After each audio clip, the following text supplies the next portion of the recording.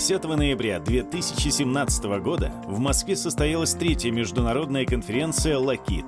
Это единственное в России мероприятие такого масштаба, посвященное локализации игр и программного обеспечения. В «Локит» приняли участие представители компаний, лидеров отрасли, чтобы обменяться опытом, обсудить наиболее острые проблемы и вместе найти оптимальные и даже инновационные решения общих задач.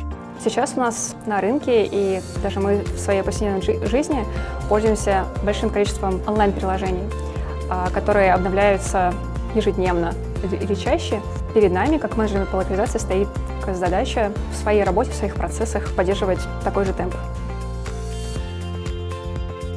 От локализатора требуется все больше интеграции в процесс разработки, чтобы интеграция проходила все более быстро, бесшовно, желательно практически мгновенно. При этом, чтобы она делалась на хорошем уровне, то есть желательно людьми. Технологии постоянно развиваются. Появляются все новые программы и системы, призванные облегчить работу локализаторов. Если еще совсем недавно локализация занимала очень много времени и требовала обязательной помощи программистов, то сегодня этот процесс стал интуитивнее и быстрее.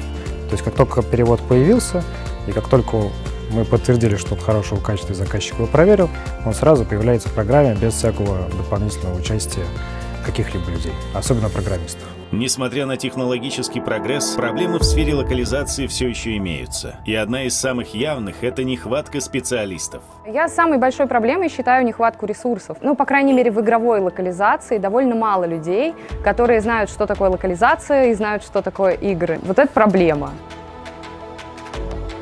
Не хватает квалифицированных людей, не хватает людей, которые понимают, как работает отрасль, понимают, как устроены компании, которые вовлечены в эту отрасль, как отлаживать процессы, как эти процессы можно оптимизировать, как их можно организовать. Возможно, это в том числе связано, кстати, и с вопросом нехватки общения между участниками отрасли, то есть между специалистами. Поэтому, наверное, такие конференции – это очень хороший повод встретиться и пообщаться, обменяться опытом. Уровень локализации в компаниях он очень разный. Видно, что необходим обмен опыта, потому что все варятся в своем собственном соку, и похоже, что мало кто пытается даже как-то применить какой-то чужой опыт. Это очень полезно. Такие конференции необходимы для того, чтобы обмениваться опытом, потому что у нас не очень большой комьюнити в России, если честно, и такие мероприятия довольно редкие. Очень приятно встретить единомышленников, коллег, пообщаться с ними, рассказать о своих каких-то проблемах. То есть это некоторая форма даже психотерапии, можно сказать. But it's clever people that have interesting things to say that make you think yourself. And sometimes you find something that somebody says that works for you as well. But mostly it's just about sort of shaking your brain loose a little bit. Обязательно нужно продолжать организовывать такие мероприятия, потому что в первую очередь важны люди, даже не сами доклады, а то, как мы общаемся, мы делимся проблемами, мы знакомимся, и впоследствии мы можем вне конференции общаться и делиться опытом.